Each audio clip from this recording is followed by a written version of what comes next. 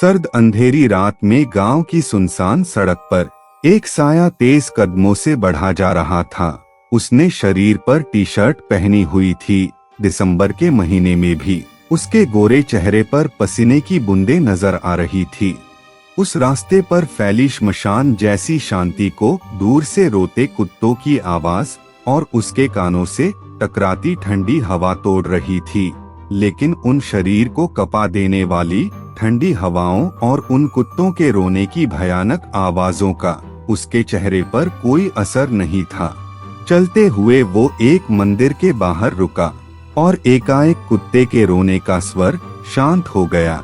उसने मंदिर के बाहर बने घर के दरवाजे पर दस्तक दी। अंदर से कंबल ओढ़े व्यक्ति ने आधी नींद में दरवाजा खोला। सामने खड़े शख्स को देखकर उसने हैरान होकर पूछा, भैया आप इस वक्त? मुझे गुरुजी से मिलना है महेश, उसने अर्जुन की बात पूरी होने से पहले ही कहा। महेश, बाबा तो मंदिर में है, भैया पर बात क्या है?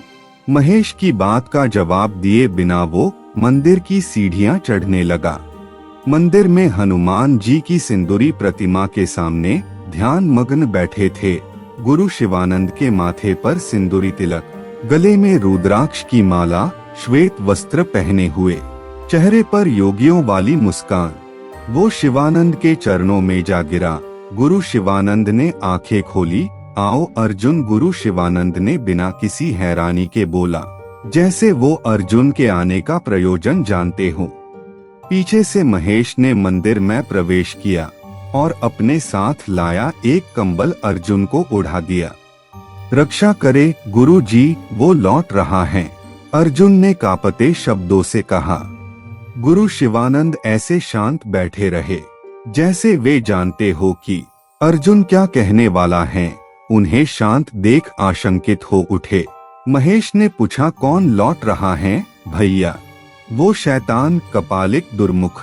दुर्मुख, यह नाम सुनते ही महेश की आंखें भय मिश्रित आश्चर्य के साथ फैल गई। पर शिवानंद पहले की तरह ही शांत दिख रहे थे। पर यह कैसे संभव है? वो तो मर चुका है ना? महेश ने अविश्वास के साथ कहा। नहीं, गुरु शिवानंद ने उत्तर दिया, अवंतिका के श्राप के कारण वह शक्तिहीन हुआ था, पर मरा नहीं कहते हुए शिवानंद जैसे गुजरे वक्त में लौट गए। हम सबने अपनी मंत्र शक्तियों से उसे बांधकर उसी के काले साम्राज्य उस हवेली में कैद कर दिया। वो भयानक मंजर शिवानंद की आंखों के आगे घूमने लगे। वो सरकटी लाशें, चारों ओर बिखरे खून और हड्डियां, जख्मी अवंतिका, 7 से 8 साल का अर्जुन, अवंतिका का श्राप, बेड़ियों के बीच जकड़ा हुआ वो शैतान दुर्मुख और उसकी वो चेतावनी जिसमें उसने कहा कि आप मुझे कैद तो कर सकते हैं गुरु अरविंद, पर खत्म नहीं कर सकते। मैं फिर लौटकर आऊंगा, काल बनकर, और मेरे साथ लौटेगा वो। शिवपुर पर फिर एक बार कहर बरसेगा। मैं फिर आऊंगा गुरु अरविंद, मैं फिर आऊंगा, शिवानंद के कानों में गूंज उठी। लेकिन भैया, महेश की आवाज सुनकर शिवानंद वर्तमान में आ गए। आपको ऐसा क्यों लगता है कि दुर्मुख वापस आने वाला है? अर्जुन ने कहा, मैंने सपने में वही विभत्स दृश्य फिर देखे।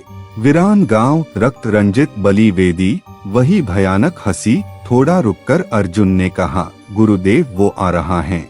और ये कहते हुए अर्जुन ने अपना बाएं कंधे पर से टी शर्ट को हल्का सा हटाया तो वहाँ जख्म का निशान था। ये वार उसने सपने में मुझ पर किया था। और निशान, इतना कहकर अर्जुन चुप हो गया। अब कोई संदेह नहीं रह गया था जो अर्जुन ने कहा उसके सच होने में। शिवानंद के बिना कुछ कहे अर्जुन के कंधे पर हाथ रखा और आंखें बंद कर ली। कुछ देर बाद उन्होंने हाथ हटाया, तब वह निशान गायब हो गया था।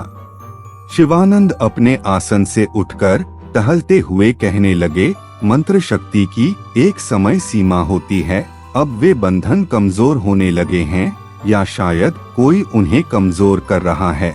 पर दुर्मुख वापस अपनी शक्तियों को पा रहा है, तो अब हमें क्या करना चाहिए? अर्जुन ने पूछा। शिवानंद सामने जलती हुई आग से कुछ भस्म उठा।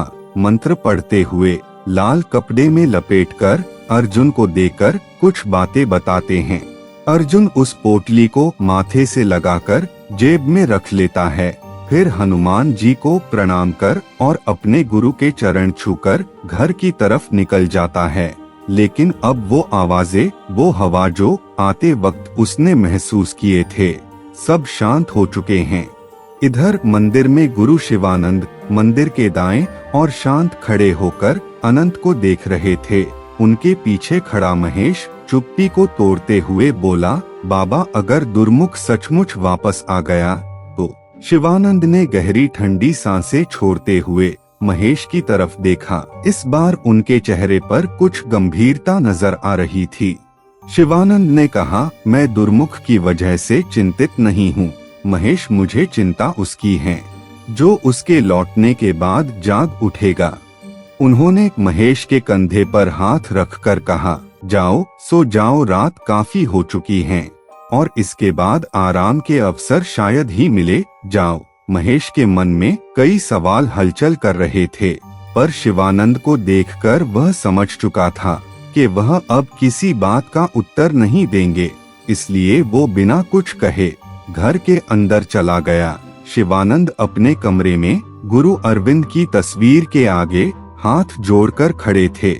शिवानंद ने कहा, गुरु जी, दुर्मुख वापस आ रहा है, आपके बिना मैं कैसे उसका सामना करूँगा, मेरी सहायता कीजिए गुरुदेव, मेरी सहायता कीजिए।